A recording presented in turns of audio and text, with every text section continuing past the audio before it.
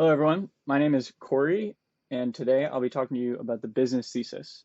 This is Module 1 of the I-Core program for the South Alabama node. And today we'll touch on the business thesis, the hypothesis, and experiments. And I should note before I dive into this that if you are lucky, you might hear a 9-month-old little girl, my daughter, in the background because I'm recording, there she is, recording this at home. So we'll get started, the business thesis.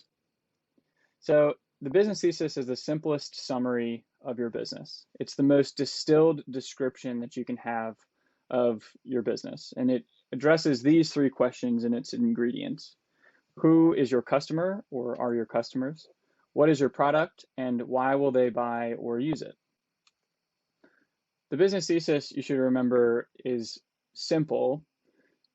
It's honest. There's no fluff. There's no jargon. It's not a marketing tagline. This is very simply the most basic summary that you can give of your business. So let's walk through an example.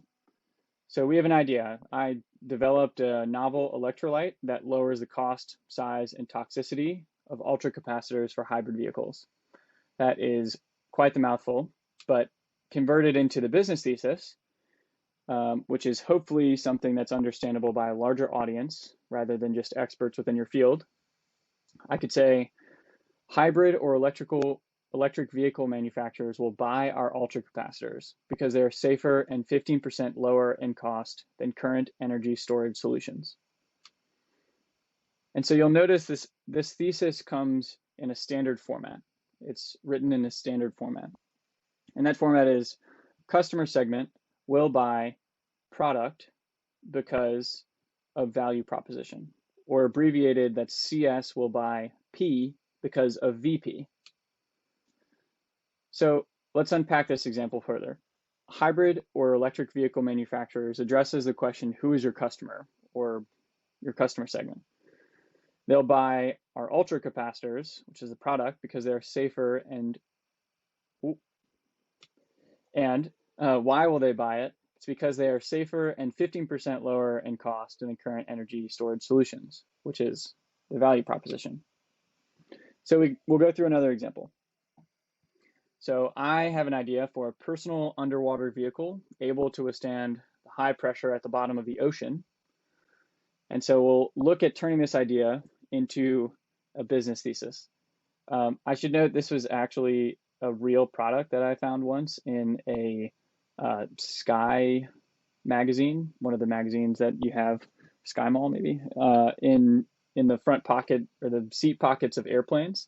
And all I remember about it was thinking how awesome and expensive that it looked. So converted into a business thesis, you could say spelunkers and treasure hunters will buy our dolphin diver because it is fast, reliable, and durable.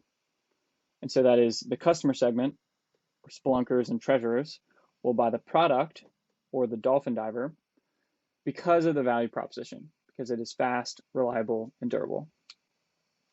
So now we'll do an exercise, or I'll walk through an exercise that you'll do in person or during the class period within your team or within your group. So this is a fresh new product, new to the market, very exciting, very much not real and hypothetical, but who knows, maybe one day. So this is autopilot. It is a technology that you plug directly into the cigarette lighter in your car. And once you do so, your car is fully autonomous. You could be totally asleep. You could take the steering wheel off. It runs itself completely perfectly. So in class, you'll go through as a group this example, and you'll come up with a business thesis or multiple business theses for this specific example. So autopilot, and you'll remember that you need to convert it into this specific format or the specific formula, which is that customer segments will buy the product, in this case autopilot, because of the value proposition, or CS will buy P because of VP. Also in class, I'll just give you a heads up, you'll be getting together in a group to create a business thesis for your actual team's idea. So the team is formed around the idea that you're building over the course of the semester or working on over the course of the semester.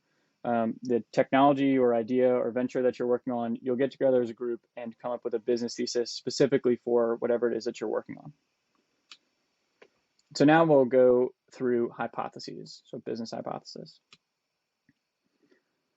So hypothesis addresses the question, what must be true? So for your business thesis to be correct, what must be true? That might sound a little philosophical, but essentially you're creating a hypothesis, which is a testable belief about your customer's problems, desires, and needs. And that testable belief or that hypothesis needs to be true in order for your business thesis to be true. So if no one wanted to buy the dolphin diver because spelunkers already have the technology or something like that, then you would be testing that hypothesis over the course of the semester to determine, testing the hypothesis that spelunkers need a technology like this to determine whether or not it was true so that your business thesis could be true. So hypotheses, similar to business theses, it's a statement of belief, and it can be only right or wrong. It is simple with no commas and no ands, and it is testable. So let's go through an example, the same example we went through earlier. Hybrid or electrical vehicle manufacturers will buy our ultracapacitors because they're safer and 15% lower in cost than current energy storage solutions. So hypothesis one could be battery solutions for the automotive industry are not safe enough. Or could be the hybrid and electric vehicle market is growing. So you identify an opportunity for your product to be in this market as a whole. So this is testing the piece of the business thesis, which is will someone buy this anyway? There's not many people out there really in the market for VHS tapes because, well, they're not really used.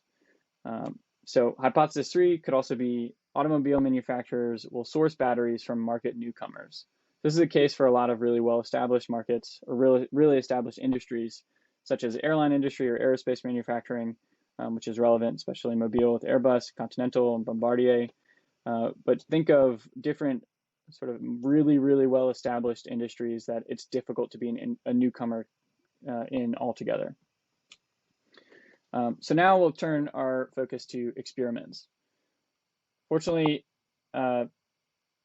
experiments for the purpose of I-Corps are laid out for you, which I'll touch on a little bit in a second.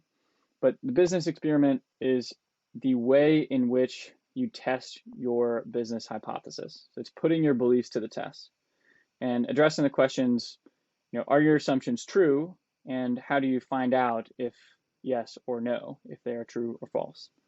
Fortunately, in I-Corps, you will all be doing the same experiment, and they'll be fairly regimented for you. So in I-Corps, you'll use interviews to test your hypotheses for your business thesis, or that are in support of your business thesis or your venture as a whole. So know that you have interviews that you will have as a deliverable for this course as a whole, and that those are the specific business experiments that you'll be running. So just an overview to recap some of the things I touched on. Your business thesis is a simplification or a simplified summary of your business. Your hypotheses are your assumptions about your business and business thesis, and your experiments are the tests that you use to see if your hypotheses are true or false. So in class, be sure to ask any questions that you may have, and that is all for today. Thank you.